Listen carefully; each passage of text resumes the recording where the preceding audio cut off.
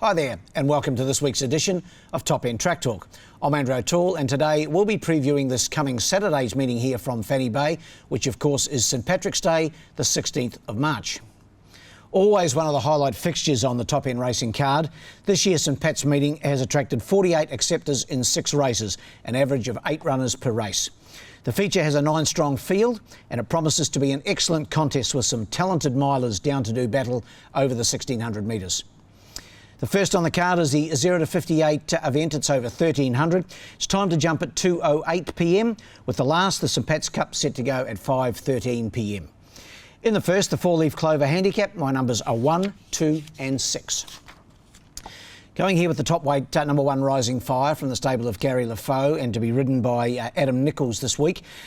Just can't win a race here, Rising Fire. In fact, hasn't won a race in Darwin.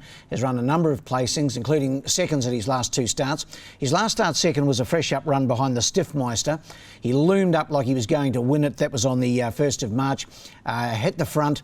And the Stiffmeister just finished over the top and got him by a nose. So he's certainly knocking on the door.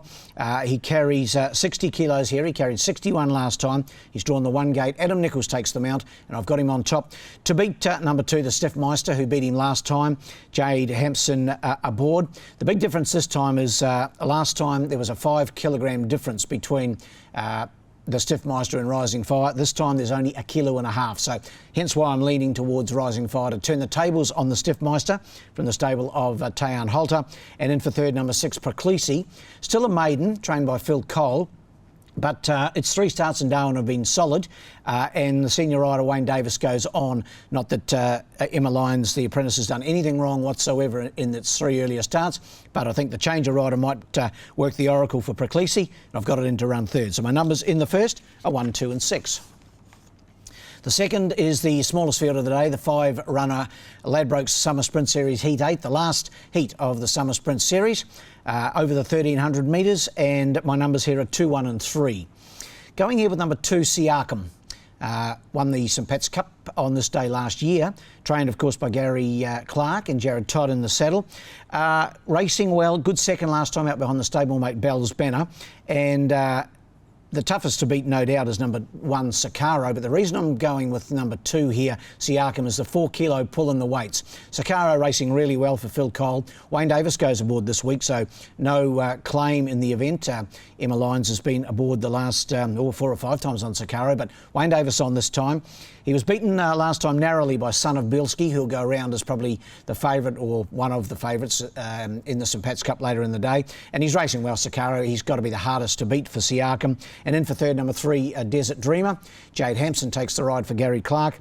He's had a couple of fourths and a third his last 3. He's been thereabouts without sort of threatening the winner's stall, but he gets another chance here. So my numbers in the second are 2, 1 and 3. The third's the Shamrock Sprint. This is 0 to 70. We go to the 1200 metre barrier now, and my numbers here are 1, 3 and 5.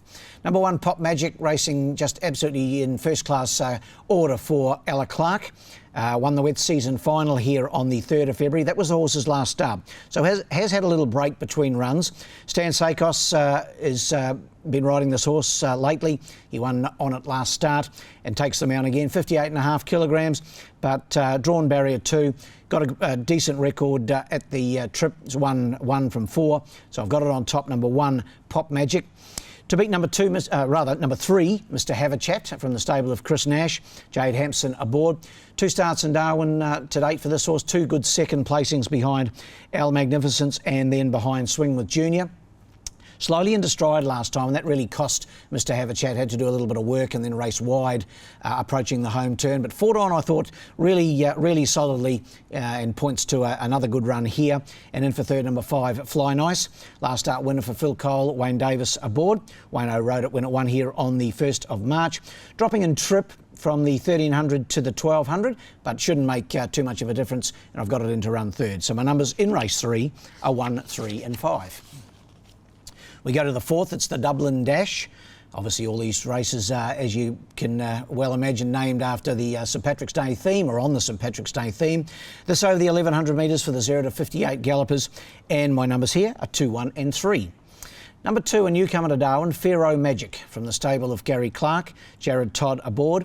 Formerly trained in New South Wales by Anthony Cummings. The horse has had 6 starts for a win and a second. Last couple of runs at Gosford and Kembla Grange were 5th placings, and it won the start before at Kembla Grange. I just thought on its exposed form, as long as it handles the conditions here in the top end, it would take some beating here. Number 2, Pharaoh Magic for me. Ahead of number 1, Overruled. From the stable of Chris Pollard. Interesting riding engagement here, I thought. Adam Nichols, who has been riding this horse recently, he would have probably had the choice between Overruled and Colour de Roy, who's my 3rd selection, but he's plumped for the top weight, Overruled. So that's good enough for me. We'll see if Chippy's any sort of judge. Got it in to run 2nd. Good 3rd last time behind Taekwondo. And in for 3rd, number 3, Colour de Roy. Joe Banks trains. Casey Hunter, good to see Casey here riding on Saturday, visiting from Alice, where she's currently based. And Colour de Roy has only had the 3 Darwin starts for a 3rd, a 2nd and a 4th. Hasn't had much luck. Can be a bit of a trick at the gates, but as long as it does everything right, I think it's in the finish for sure. So numbers in the 4th are 2, 1 and 3. We get to the 5th, the Luck of the Irish Trobus Maiden Plate for the non-winners. So we move to the 1,000-metre barrier now, and numbers here are 8, 5 and 1. Going with another newcomer to Darwin in number 8, Hadrian's Wall, from the stable of Phil Cole. Wayne Davis and Coley could be in for a pretty decent day. They've got some good chances throughout the card. And Hadrian's Wall has only had the 3 career starts at Bendigo, Ballarat and Ballarat again for a 6th, a 5th and a 4th. Saw this horse have a trial here just recently, and I liked the way it performed in that trial. First up, race day is a different matter though, of course, but I've got it on top, number 8, Hadrian's Wall, to make a winning top-end debut. From number 5, Extreme Emotion, another one from the Gary Clark stable, and another one having its first Darwin start, Jared Todd aboard. 12 starts, a 2nd and 5 thirds. So obviously got some ability, so we'll put it in to run 2nd. And in for 3rd, number 1, Meant for Mars, from the Chris Pollard stable. Fresh up here, hasn't raced since the 7th of November. Stan Sakos aboard, and could go a bold one in a fresh state. Numbers in the 5th are 8, 5 and 1. And in the last, it's the feature, the $40,000 St Patrick's Day Cup. Always a good race, been won by some really good horses over the years, and should be another great renewal with a field of 8 to go around, a field of 9 to go around here rather. My numbers in the St Pat's Day Cup are 1, 2, 5 and 3. Going up the top here with number 1, Son of Bilski. He's only had the 5 starts in Darwin. He was 5th first up, and he's won his next 4. Had to freshen up after the 28th of October, or actually a spell. His first up run back was on the 1st of March. He won here well, I thought, over 1,300 metres. The mile won't be any problem to him. He's had 4 starts at the trip for 2 wins. Jade Hampson takes them out. No claim, of course, for Jade in this $40,000 race. And looking to give Chris Nash, his trainer, his 2nd St Paddy's Day Cup. He won it back in 2015 with King Kev, who went on to be the horse of the year in that year. So number 1 on top for me, Son of Bilski. To beat the obvious danger, number 2, Wilson's Prom. He, like Son of Bilski, is a great form line. He's had 4 wins from his last 5 starts. He won here on the 23rd of Feb over this trip in this grade, beating Valabar. He's trained by the master Gary Clark, who's won 3 of the last 4 runnings of the St Pat's Cup, and he has Adam Nichols aboard, who's been riding him recently and gets on well with the horse. Got him in to run 2nd. And for 3rd, number 5, Tub Thumper, last year's Guineas winner. Phil Cole and Emma Lyons, the combo here. 3rd, first up back in Darwin after a couple of runs in Queensland. Goes up in trip, also goes up in grade, but I've got her in to run 3rd. And my 4th selection, number 3, Valabar. 3rd in a Darwin Cup a couple of years ago, a Catherine Cup winner a couple of years ago, and his latest form pretty good. He was 2nd to Wilson's Prom last time out, although beaten 6 lengths on that occasion. Jared Todd for Gary Clark. In the St Pat's Day Cup, 1, 2, 5 and 3. Best bet on the day is in race 6, number 1, Sonobilski. I think he can continue his winning way if he goes a good race here, and hopefully he can win for his connections. He's off to Alice Springs for the Cup on the first Sunday in April. So best bet, race 6, number 1, Sonobilski.